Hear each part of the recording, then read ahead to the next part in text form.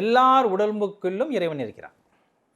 ஐயா தெளிவாக சொல்கிறார், ஆன்மாவே சபையாகவும் அதன் உள் ஒளியே பதியாகவும் கண்டு நிற்றல் அப்படின்னு எதில் கொடுக்குறாருன்னா ஆன்ம ஒழுக்கத்தில் கொடுக்கிறார். ஐயா 4 ஒழுக்கங்களை வகுத்தார். இந்திரிய ஒழுக்கம், கரண ஒழுக்கம், ஜீவ ஒழுக்கம், ஆன்ம ஒழுக்கம்.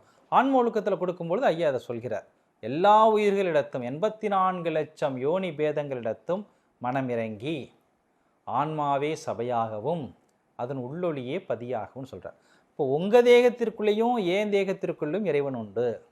புருவ மத்தியில் ஆன்மா இருக்கிறது, அந்த ஆன்மாவிற்குள் இறைவன் உண்டு.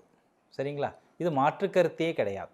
அப்போது இப்போ நான் இருக்கிறேன், நீங்கள் பசியோடு வர்றீங்க, ஐயா எனக்கு பசிக்குது ஏதாவது சாப்பாடு கொடுங்க அப்படின்னு கேட்குறீங்க. நான் என்ன பண்ணுறேன், உங்களுக்கு சாப்பாடு கொடுக்குறேன். சாப்பாடு கொடுத்துட்டு நான் இங்கேருந்து போகிறது கிடையாது. சாப்பாடு கொடுக்கும் பொழுது உங்களை உட்கார வச்சு சாப்பாடு போடுறோம். ஆமாம், நீங்கள் பரிமாறுறோம். நீங்கள் சாப்பிடும் பொழுது, சாப்பிட்டு முடித்த பின்பு இது வரைக்கும் பசினால் இருந்தீங்க இல்லையா, இப்போ உங்களுடைய தத்துவங்கள் எல்லாம் சோர்ந்து போயிருக்கும்.